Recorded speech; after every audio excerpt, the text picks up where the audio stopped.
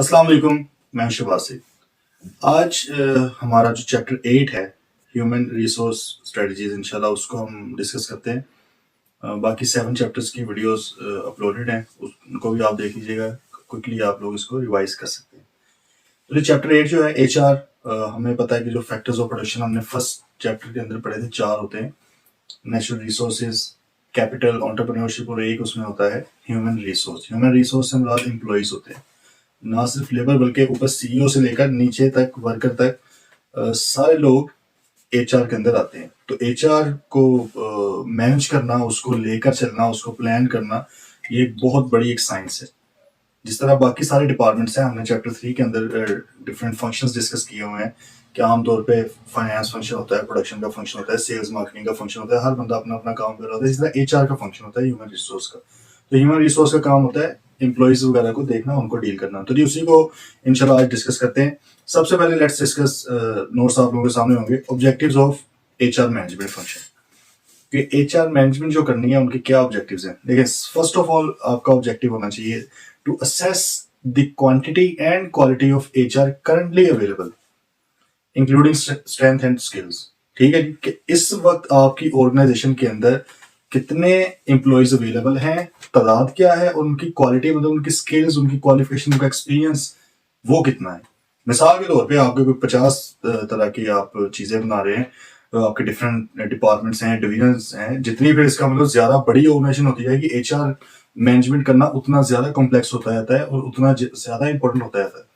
ठीक है, आपके लेट से बहुत सारे डिपार्टमेंट्स हैं। अब आपने देखना है कि रेलेवेंट डिपार्टमेंट के अंदर, लेट से फाइनेंस के अंदर, टैक्स को, इनकम टैक्स को देखने के लिए कितने लोग हैं, सेल्स टैक्स को देखने के लिए कितने लोग हैं, FD को देखने के लिए कितने लोग हैं, कस्टम्स वगैरह को देखने के लिए कितने लोग हैं। आपने सारा देखना है, ना सिर्फ उनकी क्वांटिटी बल्कि उनकी स्किल्स क्या है, क्या एक्सपीरियंस है, क्वालिफिकेशन क्या है, CA है, ACC है, CMA है, PIFA वगैरह कौन लोग हैं। इसी तरह प्रोडक्शन के अंदर भी आ जाएगा कि यार ये चीज बनाने वाले कौन लोग हैं, ये चीज बनाने वाले कौन है, ये बनाने वाले कौन है, कितना एक्सपीरियंस है, वगैरह वगैरह। तो सबसे पहले तो हमने जिस तरह कोई भी लाइफ के अंदर प्लान करना होता है, इस वक्त मैं किस स्टेज पे हूँ, ठीक है, उसके बाद हम आगे चलते हैं। तो इसी तरह HR के अंदर भी आपने पहले असेस कर लेना कि currently quantity and quality HR की किस तरह की आपके पास। सेकंड क्वेश्चन आपने ये देखना है कि भाई estimate the quantity and quality of HR that will be needed in the future, including number and skills. कि भाई फ्यूचर के अंदर आप क्या एक्सपेक्ट कर रहे हो, आपको क्या लग रहा है कि यार कितने लोग चाहिए हो। इसके लिए आप करते हो HR प्लान बनाते हो, जो कि आमतौर पे 3 से 5 साल तक का एक प्लान बनाते हो। इस तरह फाइनेंशियल प्लान होते हैं, फोरकास्टिंग होती है। इसी तरह आप अगले 3 से 5 साल का एक प्लान HR का देखते हो कि यार आज हम इस स्टेज पे खड़े हैं, फ्यूचर में हम लोगों ने एक्सपैंड करना है या लेट से कम करने अपने ऑपरेशन वगैरह को, आपने थोड़ा कॉन्ट्रैक्ट करना है। ठीक है, तो इन चीजों में आपने फिर देखना है कि हमें कितने के एम्प्लॉयज चाहिए होंगे, उनकी स्किल्स वगैरह क्या होंगी, क्या यही वाले एम्प्लॉयज को आगे लेके चले जाएं या किसी और तरह बाहर वाले रखें, ये सारा कुछ आपने। तो पहला क्वेश्चन क्या था, assess the quantity and quality of HR currently available. Second हो गया फ्यूचर में चाहिए कितने। अब थर्ड वन इसके भाई ये जो आज है और जो फ्यूचर में चाहिए, इसके दरमियान जो गैप है, इसको फिल कैसे करना है। ठीक है, क्या प्रमोशंस करनी है ऑलरेडी जो आपके पास एम्प्लॉयज हैं, या बाहर से लेके आने हैं, या आप ऑलरेडी जो है सबको निकाल देना है, बाहर से सारे रखने हैं। ये सारा कुछ आपका HR मैनेजमेंट के अंदर आता है।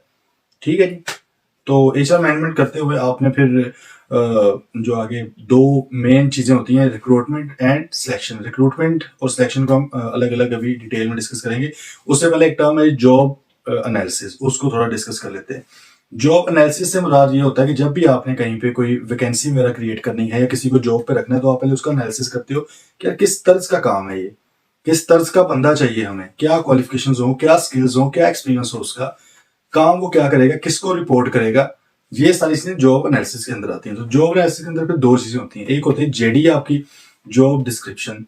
जॉब डिस्क्रिप्शन से मुराद है कि एग्जैक्टली जॉब है क्या, कि भाई क्या आपका फाइनेंस का काम है, फाइनेंस अब बहुत बड़ी फील्ड है, उसके अंदर आपने क्या करना है एग्जैक्टली। प्रोडक्शन है, प्रोडक्शन बहुत बड़ा फील्ड है, उसके अंदर आपने क्या करना है, जो बंदा रखना है आपने, उसका एक्चुअल काम क्या होगा, किसको रिपोर्ट करेगा, उसके ऊपर कौन है, उसके अंडर कौन है, रिपोर्टिंग डेडलाइंस क्या होंगी। ये सारी चीजें आपकी JD के अंदर, जॉब डिस्क्रिप्शन के अंदर आती हैं। जॉब एनालिसिस का सेकंड पार्ट क्या है, पर्सन स्पेसिफिकेशन। पर्सन स्पेसिफिकेशन से मुराद ये है कि जो आपने रिक्वायर्ड, आपको टैलेंट है रिक्वायर्ड, या जो कैंडिडेट आप चाहते हो कि आप अपने जॉब पे रखें, उसकी स्पेसिफिकेशंस क्या होंगी, उसका क्वालिफिकेशन उसकी क्या हो, उसकी एजुकेशन क्या हो, उसका एक्सपीरियंस क्या हो, उसकी वर्बल या रिटर्न आपकी कम्युनिकेशन स्किल्स किस तरह की हो, इंटरपर्सनल स्किल्स किस तरह की हो, ये सारी चीजें जो आप चाहते हो वो आपका जॉब या पर्सन स्पेसिफिकेशन के अंदर आ जाएगा। तो ये जेडी और पर्सन स्पेसिफिकेशन के ऊपर जितना ज्यादा वर्क किया होगा आपने, मतलब जितना डिटेल्ड और जितनी अच्छी ये बनाएंगे उतना अच्छा रिसोर्स आप हायर कर सकते हो। अदरवाइज अगर आपने सिंपल कह दिया यार सॉफ्टवेयर इंजीनियर रखना है, पता ही नहीं है यार कौन सा सॉफ्टवेयर रखना है, कौन सी टेक्नोलॉजी का रखना है, कौन सी लैंग्वेज आनी चाहिए उसको, और हर बंदा आ रहा है वहां पे इंटरव्यू देने के लिए, तो वहां पे फिर कोई फायदा नहीं है, आपका टाइम भी वेस्ट होगा, कॉस्ट भी वेस्ट होगी। और हो सकता है अगर किसी को आप रख भी लेते हो लेकिन वो शख्स, क्योंकि जेडी जो जॉब डिस्क्रिप्शन है या जो पर्सन स्पेसिफिकेशन है, अगर वो पहले से बेहतर तरीके से डिफाइन नहीं की हुई तो हो सकता है वो बंदा भी छोड़ के चले जाए आपको। तो इसलिए आपने पहले अच्छे से टाइम लगाना है इन दो चीजों के ऊपर, फिर आपने वैकेंसी वगैरह क्रिएट करने की कोशिश करनी है और उसको फिल करने की कोशिश करनी है। ठीक है जी। तो एचआर के अंदर दो चीजें बहुत अहम है, एक है जी रिक्रूटमेंट और एक सिलेक्शन। आमतौर पे इसको एक ही प्रोसीजर के तौर पे देखा जाता है लेकिन इसके दो हिस्से होते हैं। रिक्रूटमेंट से मुराद ये होता है कि आपने एक वैकेंसी, जो भी आपके वैकेंसी से मुराद है खाली पोजीशन आपकी ऑर्गेनाइजेशन के अंदर है, अब वहां पे आपने किसी न किसी एम्प्लॉय को रखना है। ठीक है। तो एम्प्लॉयज जितने भी कैंडिडेट्स होते हैं पोटेंशियल, आप उनसे सीवीज मंगवाते हो, सीवीज मंगवा के अपने पास रख लेना। इस प्रोसेस को क्या कहते हैं? रिक्रूटमेंट कहते हैं। तो इसका मतलब रिक्रूटमेंट के अंदर तीन चीजें आती हैं। सबसे पहले agree the vacancy to be filled, पहले तो जो वैकेंसी फिल करनी है वो एग्री कर लें। एग्री से मुराद ये है कि भाई जिसने भी रखना है, प्रोडक्शन वाले ने कहा है तो उसको पूछें हाँ यार ये बंदा चाहिए, ठीक है भाई साहब ये बंदा चाहिए आपको, उसके साथ एग्री करें। कितने लोग चाहिए, 2 5 7 8 10 कितने लोग चाहिए, एग्री कर लिया। सेकंड नंबर पे आपने identify the skills needed for the job, भाई उस जॉब को करने के लिए स्किल्स क्या चाहिए। मतलब है कि ऊपर आपने पहले जेडी बना ली, जॉब डिस्क्रिप्शन की वैकेंसी एक्चुअल चाहिए क्या, क्या जॉब करनी है उस बंदे ने। सेकंड आ गया पर्सन स्पेसिफिकेशन, ठीक है, कि उस बंदे की स्किल्स क्या होंगी, उनको भी आइडेंटिफाई कर लिया। 2 स्टेप हो गए। थर्ड वन फिर ये है कि भाई आपको जेडी भी बन गई, जॉब स्पेसिफिकेशन या पर्सन स्पेसिफिकेशन भी बन गई, मतलब दोनों चीजें होगी। जॉब एनालिसिस कंप्लीट हो गया। अब उस जॉब एनालिसिस को आपने डिफरेंट जगह पे पोस्ट करना है। फेसबुक पे कर सकते हो, न्यूज़पेपर पे कर सकते हो, मैगजीन में, वेबसाइट्स पे, जहां जहां भी मर्जी करो। लिंक्डइन वगैरह पे प्रोफेशनल प्लेटफॉर्म है ताकि लोग अप्लाई करें, रेज्यूमे या सीवीज आप लोगों तक पहुंचे। यहाँ पे रिक्रूटमेंट होगी खत्म। यहाँ पे इसका मतलब है कि रिक्रूटमेंट की कंसर्न बेसिकली होती है क्वांटिटी ऑफ कैंडिडेट से, क्वालिटी से नहीं होती है। अभी क्वांटिटी से होती है कि यार ज्यादा से ज्यादा लोग अप्लाई करें, फिर उसमें से हम चूज कर लेंगे। ठीक है जी। तो रिक्रूटमेंट पे क्या हो गया, recruitment starts when a job vacancy is identified. जब पता लग जाता है यार ये वाली जॉब फिल करनी है, उसकी जेडी बनती है, तब से रिक्रूटमेंट का प्रोसेस स्टार्ट हो जाता है जी। इसके अंदर अब आपने सूटेबल पॉसिबल कैंडिडेट्स को लेके आना होता है अपने तक, सीवीज वगैरह, उनकी रेज्यूमे वगैरह, एप्लीकेशन फॉर्म्स लेके आने। अब रिक्रूटमेंट दो तरह से हो सकती है, इंटरनल मतलब विद इन ऑर्गेनाइजेशन के अंदर बैठ के भी हो सकती है, या एक्सटर्नल आप कहते हैं नहीं बाहर से कुछ सीवीज मंगवाएं। इंटरनल के अंदर परफॉर्मेंस रिपोर्ट्स या अप्रेजल्स ऑफ इंडिविजुअल्स, आप किसी को भी कह सकते हो। लेट्स से प्रोडक्शन वाले ने कहा कि यार एक मुझे मैनेजर चाहिए, आप कहते हो यार आपके पास है कोई नजर में बंदा, कोई ऑलरेडी हमारे एम्प्लॉई हो, ताकि उनको थोड़ा मोटिवेशन भी मिले, मोरल भी मिले, क्या चलो अंदर वाले बंदे को प्रमोट कर दिया आपने, सही है, जो नीचे वाला वो कहीं बाहर से रख लेंगे, लेकिन चलो ये वैकेंसी इस तरह फिल कर लें, ये भी हो सकता है। उनकी परफॉर्मेंस रिपोर्ट्स वगैरह देख के जो अच्छे एम्प्लॉइज आप उनको रख सकते हो। Then list of potential employees who are ready for promotion may be invited to apply. आप एक लिस्ट भी मंगवा सकते हो कि भाई एम्प्लॉइज पूछ लो, अगर कोई बंदा विलिंग है प्रमोशन के लिए, उनकी लिस्ट मंगवाओ, उनके इंटरव्यूज लो, जो मुनासिब लगता है उसको आप कर ले। देन इन हाउस और कंपनी मैगजीन, आप अपने कंपनी मैगजीन वगैरह जो होते हैं, अगर बड़ी बड़ी कंपनीज के होते हैं, न्यूज़ लेटर वगैरह, उसके अंदर भी पब्लिश कर सकते हो। और वो जो पब्लिश चीज होती है वो सिर्फ विद इन ऑर्गेनाइजेशन, मतलब इंटरनली ही लोग पढ़ सकते हैं और वही अप्लाई कर सकते हैं। या ऑर्गेनाइजेशन वेबसाइट और एचआर पोर्टल, कोई पोर्टल बनाया हो और सॉफ्टवेयर वगैरह बनाया हो, कोई वेबसाइट है, उसके ऊपर भी आप एडवर्टीजमेंट कर सकते हो, जिसके ऊपर सिर्फ इंटरनल लोग अप्लाई करेंगे। तो ये 3-4 तरीके हैं इंटरनल रिक्रूटमेंट के। लेकिन लेट्स से आप कहते हैं कोई न्यू ब्लड चाहिए हमें, कोई न्यू आइडियाज वाला, कोई न्यू बैकग्राउंड वाला बंदा है, कोई न्यू एक्सपीरियंस का बंदा है, बाहर से मार्केट से है, ताकि हमारा थोड़ा सा एक डाइवर्सिफाई हो हमारा एचआर, मतलब मुख्तलिफ तरह के लोग हमारे पास आ रहे हैं। तो आप एक्सटर्नल रिक्रूटमेंट की तरफ भी जा सकते हैं, उनके बड़े तरीके हैं। रिक्रूटमेंट एजेंसीज को आप कह सकते हैं, एनटीएस का आपको पता होगा, नेशनल टेस्टिंग सर्विस, इसी तरह पीटीएस वगैरह है। ये वो इदारे हैं जहाँ पे आप इनको कह सकते हो कि यार हमने ये एम्प्लॉइज 50 60 70 रखने हैं, हम चाहते हैं कि यार हम सारी एफर्ट करने की बजाय ना आपसे करवा लें, आप इसके पैसे ले लें हमसे। एनटीएस का आपको बड़े बेहतर तरीके से पता होगा। तो वो लोग फिर क्या करते हैं, एनटीएस वगैरह इस तरह के जो इदारे हैं वो आपके बिहाफ पे सारा प्रोसेस आपको रिक्रूटमेंट का कंप्लीट करके दे देते हैं। कैंडिडेट्स चूज करके वो टेस्ट वगैरह लेते हैं, सही है, और आपकी शॉर्ट सिलेक्शन होती है। एम्प्लॉइज जो कैंडिडेट्स होते हैं, कुछ के फिर नाम आपको दे देते हैं कि सर ये हम लोगों ने फाइनल किए, इसमें से जो आपको मुनासिब लगता है उसको सिलेक्ट कर लें। या मीडिया एडवर्टाइजिंग भी हो सकती है, आप न्यूज़पेपर में भी दे सकते हो, टीवी वगैरह पे भी दे सकते हो, सोशल मीडिया वगैरह पे भी दे सकते हो। देन ओपन हाउस से मुराद होता है यूनिवर्सिटी प्रेमिसेस पे जाके, आप किसी भी यूनिवर्सिटी में जाते हो, वहां पे जाके आप अपना स्टॉल वगैरह या वहां पे इंटरव्यूज लेने लग जाते हो। ठीक है, जैसे मुख्तलिफ बैंक्स होते हैं वो आमतौर पे जाते हैं किसी यूनिवर्सिटी के अंदर, वहाँ का पूरे बैच का इंटरव्यू ले लेते हैं 70-80 स्टूडेंट्स का, उसमें से जो उन्हें 10-12 पसंद आते हैं उनको लेके जा सकते हैं। तो ये भी एक्सटर्नल रिक्रूटमेंट होगी ना, आप अपनी कंपनी से बाहर जाकर देखते हो। देन जॉब फेयर्स होते हैं कि आप मुख्तलिफ जगह है वहाँ पे जाके जॉब फेयर कंडक्ट हो रहे होते हैं, वहाँ पे अपने आप को पेश करते हैं, जैसे बुक फेयर वगैरह होता है, जैसे कोई एक्सपोज होती हैं, तो इसी तरह ऑर्गेनाइजेशन डिफरेंट जगह पे जॉब फेयर्स हो रहे होते हैं, वहाँ पे जाके मतलब सारी ऑर्गेनाइजेशन काफ़ी सारी आती हैं, वो बताती हैं यार हमें ये लोग चाहिए, हमें ये लोग चाहिए, वहाँ पे हम लोग कैंडिडेट्स भी जाते हैं, तो आप वहाँ से भी इंटरव्यू लेके लोगों को रख सकते हो। तो ये भी एक्सटर्नल है। देन जी कुछ इंटरनेट रिसोर्सेज, मतलब लिंक्डइन की मैंने जैसे बात की, रोजी.pk वगैरह, कुछ वेबसाइट्स हैं, वहाँ पे भी आप लगा सकते हो ऐड, ताकि एक्सटर्नली लोग उस पर अप्लाई करें। फिर इसके अलावा इंटर्नशिप प्रोग्राम्स, इंटर्नशिप का भी आपको आइडिया होगा कि 2-3 महीने की आप इंटर्नशिप ऑफर कर सकते हो किसी को, लीडिंग टू अ जॉब। अगर आपको बंदा मुनासिब लगता है तो बाद में उसको जॉब पे भी आप रख सकते हो। या जी कंपनी वेबसाइट, जिस तरह इंटरनल वेबसाइट आप मतलब सिर्फ एम्प्लॉयज के लिए यूज कर रहे थे, आप एक्सटर्नली भी कर सकते हो। कंपनी की वेबसाइट पे आपने कोई अपना एड पब्लिश कर दिया, पूरा दुनिया देख सकती है उसको, जिसका दिल करता है या जो एलिजिबल है वो बंदा वहां पे अप्लाई भी कर सकता है।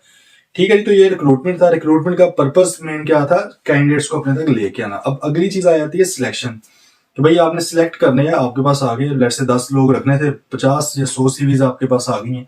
ठीक है, अब उनमें से आपने सिलेक्ट करना है, उसका क्या होगा। देखिए सिलेक्शन में फिर आपने क्वालिटी के ऊपर फोकस करना, क्वांटिटी पे नहीं है। अब क्वालिटी के ऊपर फोकस है, मतलब राइट बंदा राइट जॉब के ऊपर आपने लगाना है, तो उसकी skills, expertise, interpersonal skills, communication skills वगैरह आप सारी देख के उसको फिर रखते हो। अब इसके अंदर काफी स्टेप्स हैं, जरूरी नहीं कि हर जगह पे हर स्टेप फॉलो हो रहा हो। कई जगह पे ऐसे भी होता है कि सीवी आई है, बस फौरन ही उसको रख लिया देख के, ठीक है, अगर आपको मुनासिब लग गया। लेकिन आइडियली जो बहुत बड़ी ऑर्गेनाइजेशन होती हैं उसमें, क्योंकि लेंथी एक प्रोसेस होता है, उसमें कोई 50-60 भी अगर वैकेंसीज आ गई हैं तो उसके ऊपर हजारों लोग अप्लाई कर देते हैं, तो फिर उनको कम से कम करते करते बेस्ट पॉसिबल कैंडिडेट तक पहुंचने के लिए काफी सारी चीजें करनी पड़ती हैं। जैसे इनिशियल स्क्रीनिंग हो सकती है। इनिशियल स्क्रीनिंग से मुराद ये है कि भाई आपने सीवीज वगैरह देखी है, आप वहाँ पे छोटा सा ब्रीफ इंटरव्यू भी ले सकते हैं, या किसी को कह सकते हैं कि यार अपनी 3-4 मिनट की एक वीडियो बना के भेज दें। अब लोगों ने भेजी, आप उसकी बेस पे सोच सकते हो कि यार चले इस बंदे को मैं आगे लेके जाना चाहता हूँ नेक्स्ट स्टेज पे। ठीक है, ये भी हो सकता है। या एम्प्लॉयमेंट टेस्ट वगैरह आप ले सकते हो।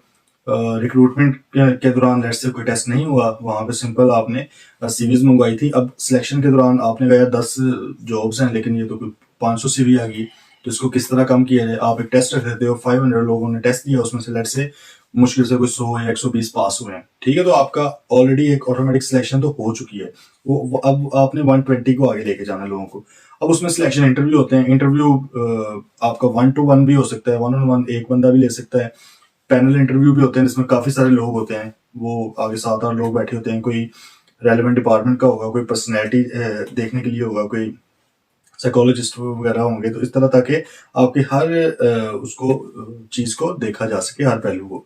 देन जी अगर आप सिलेक्ट हो जाते हो और मतलब इंटरव्यू आपका एटलीस्ट क्लियर हो जाता है, देन आपका बैकग्राउंड एंड रेफरेंस चेक होता है। मतलब फिर आपका कोई रेफरेंसेस वगैरह, रेफरेंस से मुराद है कि आपसे पूछते हैं यार किसके साथ काम किया हुआ है, कोई बंदा जो आपकी गवाही दे सके। आप फिर उसको ईमेल भी कर सकते हो, एप्लीकेशन एक लेटर होता है, रेफरेंस लेटर, वो भी आप भेज सकते हो, जिसको क्वेश्चनर भी कहते हैं। उसके अंदर 8-10 सवाल पूछे होते हैं कि ये बंदा किस तरह का है, फाइनेंशियली किस तरह का है, मॉरली किस तरह का है, वगैरह वगैरह। ये चीजें भी आपकी वो चेक हो जाती हैं। उसके बाद ही कुछ जॉब्स होते हैं इसके अंदर फिजिकल एंड मेडिकल एग्जाम्स भी होते हैं, जैसे गवर्नमेंट की जो आमतौर पर जॉब्स होती हैं, या पुलिस वगैरह में आपने जाना, आर्मी में जाना, तो फिजिकल एग्जाम्स भी आपके वहाँ पे होते हैं। ये लाजमी नहीं है कि हर चीज हर जगह भी हो, डिपेंड करता है कि आप क्या करना चाह रहे हैं। ठीक है, अब लेट्स से सारा कुछ क्लियर हो गया, इंटरव्यू क्लियर हो गया, बैकग्राउंड रेफरेंस चेक वगैरह okay, physical medical exams okay, then आपको डिसीजन टू हायर किया जाता है। आप वो सोचते हैं कि इसको हायर बंदे को करें या ना करें, किस बंदे को रखना है, किसको नहीं रखना। लेट्स से अब 10 बंदे आपने फाइनल कर लिए हैं, 10 बेस्ट पॉसिबल। ठीक है, फिर आप उनको ऑफर करते हो एम्प्लॉयमेंट की, एक लेटर लिख देते हो आमतौर पे। पहले लेटर भी चलते थे, आजकल ईमेल के थ्रू भी आप ऑफर कर देते हो कि यार ये आपकी जॉब की टाइमिंग होगी, ये आपकी पे होगी, स्टेट से आप ज्वाइन कर सकते हैं हमें, वगैरह वगैरह। अगर वो शख्स डिक्लाइन कर दे, मतलब इनकार कर दे आने से, या एक विद इन टाइम पीरियड में, आप आमतौर पे लिख देते हो कि यार 15 डेज के अंदर या 10 डेज के अंदर आपने रिप्लाई करना है, हमें बताना है कि आप विलिंग है नहीं विलिंग, तो हम जो सेकंड बेस्ट ऑप्शन है आपकी जगह पे उसको दे देंगे। मिसाल के तौर पे अगर वो नहीं आता तो आप सेकंड बेस्ट ऑप्शन को ऑफर कर देते हो। ठीक हो गया, तो इस तरह आपका सिलेक्शन का सारा प्रोसेस कंप्लीट हो गया। क्लियर हो गया रिक्रूटमेंट एंड सिलेक्शन। अब बात ये आई कि भाई जो बंदे रख लिए हैं उनको कोई ट्रेन भी तो करना है, उनको कोई डेवलपमेंट भी तो उनकी करनी है।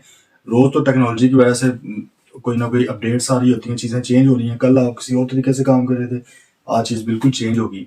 तो आपने अपनी जो एम्प्लॉयज़ वगैरह हैं उनकी ट्रेनिंग भी रखनी है ताकि उनको भी फायदा हो और आपको भी फायदा हो। डेवलपमेंट भी करनी है। अब ट्रेनिंग और डेवलपमेंट वैसे तो आमतौर पर इकट्ठा बोल दिया जाता है, लेकिन इसमें फ़र्क बुनियादी ये है कि ट्रेनिंग जो होती है वो होती है कि आप कोई चीज़ सिखाएं किसी को।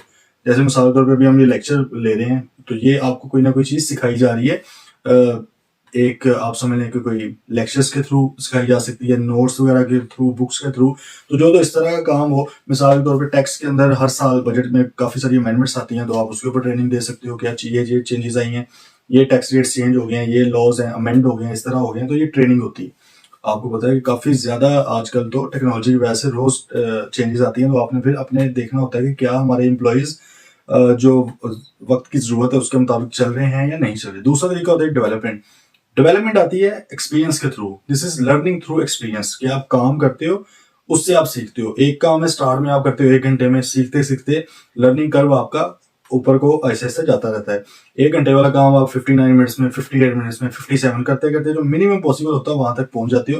This is called development. ठीक है, तो इसके अंदर भी एम्प्लॉयज जो है एक दूसरे के एक्सपीरियंस से भी सीखते हैं, एक दूसरे को काम करते हुए देख के भी सीखते हैं, खुद भी काम करके सीख लेते हैं चीजें। तो ये ट्रेनिंग एंड डेवलपमेंट हो गया। अब इसके फायदे क्या हैं जी? एम्प्लॉयर को क्या फायदे हैं, एम्प्लॉय को क्या फायदे हैं? जनरल सी बातें हैं जी। एम्प्लॉयर को फायदा ये है कि एक बड़ा स्किल्ड बंदा, एक टैलेंटेड बंदा, एक ट्रेंड बंदा उनके पास आ जाता है। जो काम किसी और ने ज्यादा देर में करना था, ये इंसान वही वाला काम एफिशिएंटली, बेहतर तरीके से, कम रिसोर्सेज के अंदर वो काम कर देता है। ठीक है, इसके अलावा जो एम्प्लॉयज होते हैं उनका मोरल बड़ा बढ़ता है। उनको लगता है कि यार नहीं, हमारी कोई वर्थ है जी। जो एम्प्लॉयर है हमारा, जो मालिक है हमारा, वो हमें कोई कंसिडर करता है, कोई अच्छे टर्म्स में वो हमारी ट्रेनिंग एंड डेवलपमेंट के ऊपर काम कर रहा है। इस तरह एम्प्लॉय का भी फायदा है। एम्प्लॉय का एक तो यही हो गया कि उनको लगता है कि भाई हम बड़े वैल्यूएबल हैं अपने एम्प्लॉयर की नज़र में, तो ये उनको sense of being more valuable उनको फील होती है।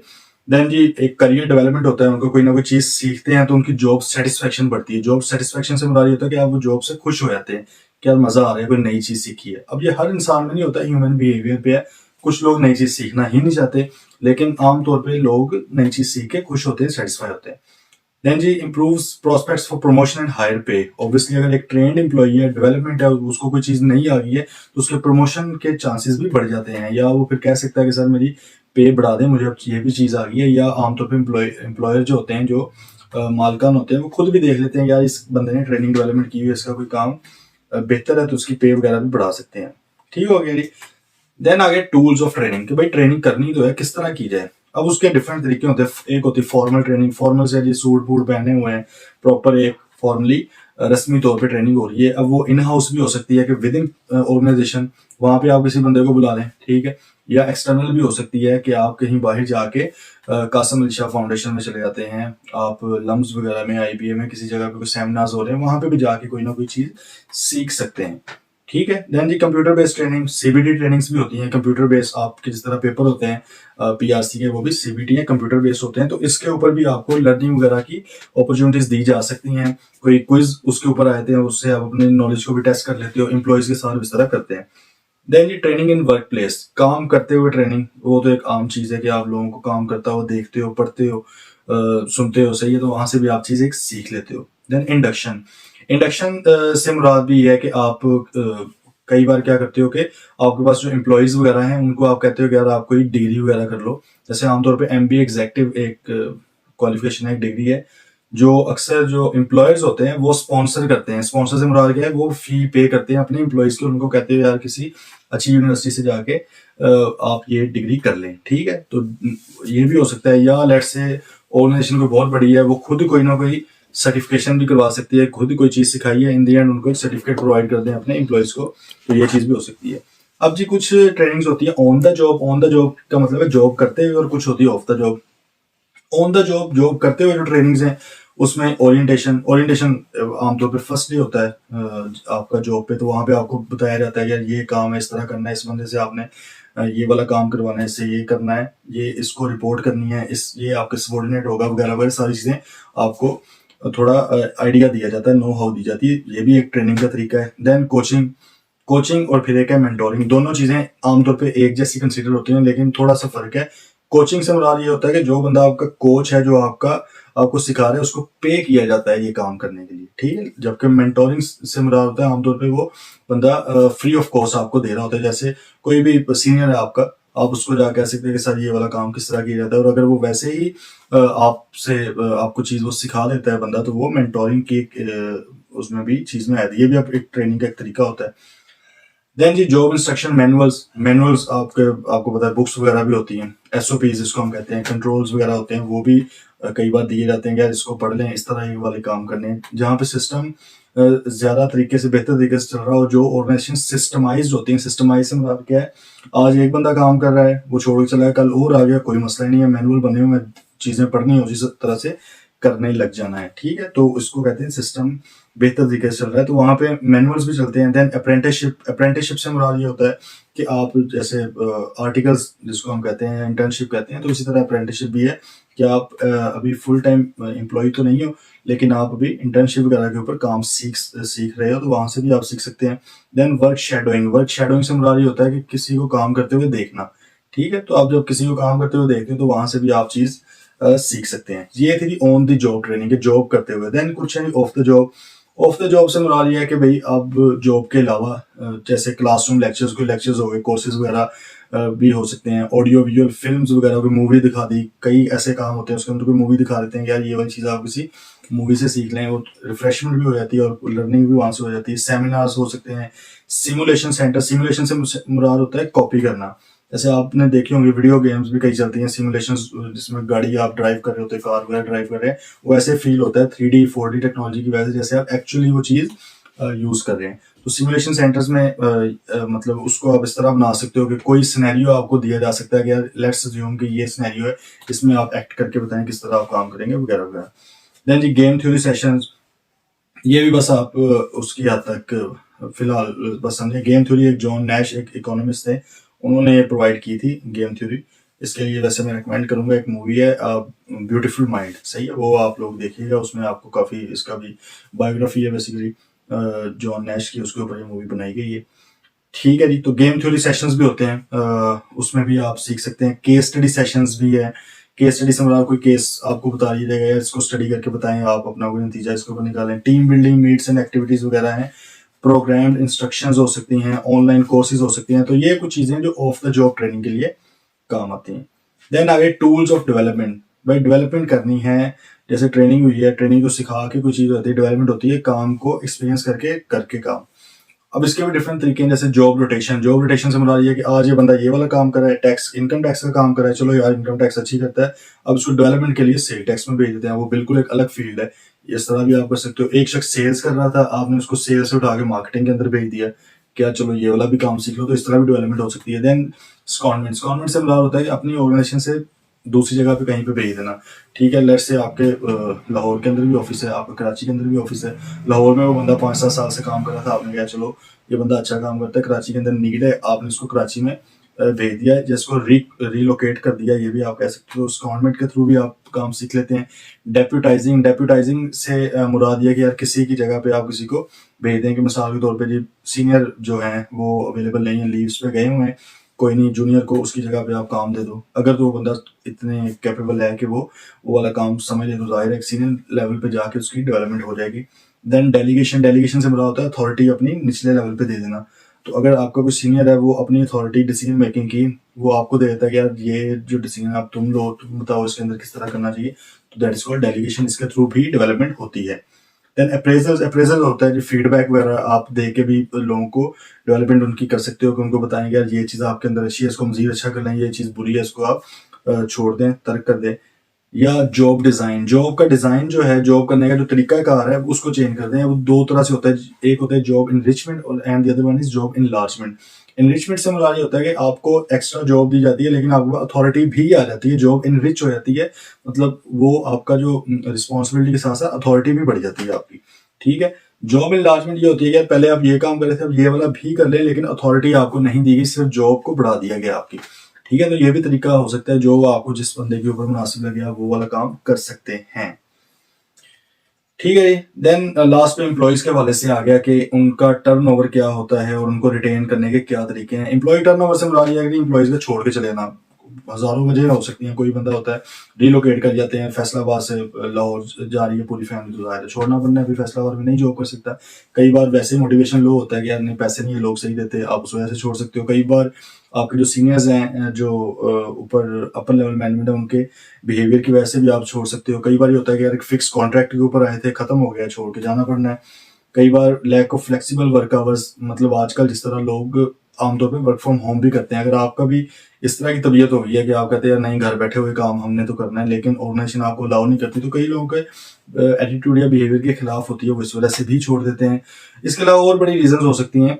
ठीक है, काम बहुत ही ज़्यादा मुश्किल है, इस वजह से दिल नहीं करता करने का, या काम बहुत ही ज़्यादा आसान है, इस वजह से दिल नहीं करता करने का। तो काफ़ी सारी रीजंस आपकी हो सकती हैं, इसकी वजह से एम्प्लॉयज़ छोड़ के चले जाते हैं।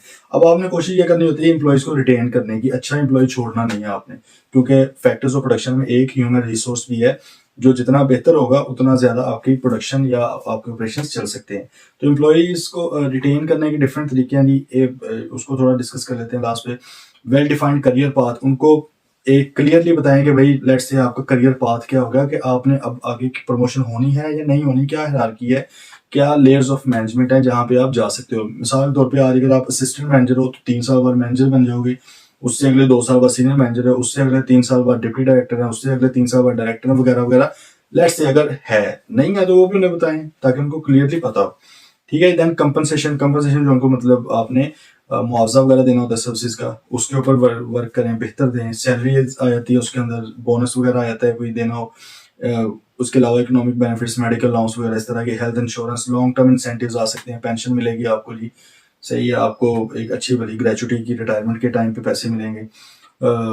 इस तरह के काफ़ी सारे आपको लेट से जी फ्लाइट की टिकट्स मिलेंगी, आपको टूर्स करवाएंगे वगैरह वगैरह। डिपेंड करता है कि आप क्या दे सकते हैं जो रीजनेबल हो। इस तरह भी एम्प्लॉयज़ को रिटेन किया जा सकता है। देन वर्क रिलेशनशिप्स, अच्छे ताल्लुकात रखें, बदतमीजी वगैरह ना करें। सीनियर जूनियर्स के अंदर अच्छे ताल्लुकात होने चाहिए। इसके अलावा job and work life, job and work life भाई सिर्फ काम ही ना करवाते रहें उनको, आपका जो वर्क लाइफ बैलेंस है उसके ऊपर वर्क करने का भी मतलब उसको बेहतर करने का भी उनको मौका दें। घर को भी टाइम दें, फैमिली को भी टाइम दें, और इधर जॉब को भी टाइम दें। ये ना हो कि घर जाके भी जॉब का ही काम हो रहा है। मी टाइम दिया जाए, मी टाइम से मुराद होता है कि अपने आप के लिए टाइम देने के लिए भी उस बंदे के पास वक्त हो, कि कोई उसकी हॉबी शॉबी हो। ये ना हो कि भाई हर वक्त जॉब ही कर रहा है, तो बंदे इस तरह फिर डल हो जाते हैं और वो ऑब्वियसली बुरा समझते हैं ऐसी जगह पे काम करने को। देन ऑर्गेनाइजेशन का एनवायरनमेंट किस तरह का है, लोग किस तरह मिलते जुलते हैं अपने साथ, एक दूसरे के साथ, लोगों का क्या बिहेवियर है, क्या एटीट्यूड है, कोई चुगलियां तो नहीं करते, बैक बाइटिंग तो नहीं होती, लेग पुलिंग तो नहीं होती कि एक दूसरे को नीचा दिखाने के लिए किसी भी हद तक या नुकसान पहुंचाने के लिए चले जाएं वो लोग। रिकग्निशन एंड फीडबैक, क्या अच्छा काम करने पे शाबाशी मिलती है, क्या बुरा काम करने पे उनको रोका भी टोका भी जाता है या नहीं, या बस ये है कि जी जो बंदा जिस तरह का भी काम कर रहा है कोई उसके ऊपर शाबाश नहीं है, रिकग्निशन नहीं है। ट्रांसपेरेंट एंड फेयर रिव्यूज, जो रिव्यूज होते हैं जब आप सुपरवाइज करते हो काम को, फीडबैक वगैरह उसके ऊपर देते हो, तो क्या वो ट्रांसपेरेंट है। ये तो नहीं होता कि अपने मन पसंदीदा लोगों को आगे ले आते हो, फेवरेटिज्म है, लेकिन जो वाकई मेरिट के ऊपर बंदा है उसको आप पीछे ले जाते हो, मेरिटोक्रेसी का वहां पे कोई अमल दखल नहीं है आपके पास। तो इस तरह की जो चीजें होती हैं जी, अगर ये हो रही हो तो वो एम्प्लॉयज छोड़ जाते हैं। लेकिन अगर आप इनको बेहतर तरीके से ले चलें, आप ट्रांसपेरेंट एंड फेयर रिव्यूज करवाएं, रिकग्निशन दें, एनवायरनमेंट बड़ा अच्छा रखें, वर्क लाइफ बैलेंस आपका बेहतर हो, जॉब एंड वर्क लाइफ आपकी बेहतर हो, वर्क रिलेशनशिप्स बेहतर हो, कंपनसेशन बड़ी जबरदस्त मिल रही हो, वेल डिफाइंड करियर पाथ हो, तो ऑब्वियसली फिर एम्प्लॉयज क्यों आपको छोड़ के जाना चाहेंगे। ठीक है जी, तो ये था चैप्टर 8। अब इंशाल्लाह जल्द फिर मिलेंगे चैप्टर 9 के साथ। टिल देन टेक केयर, अल्लाह हाफिज।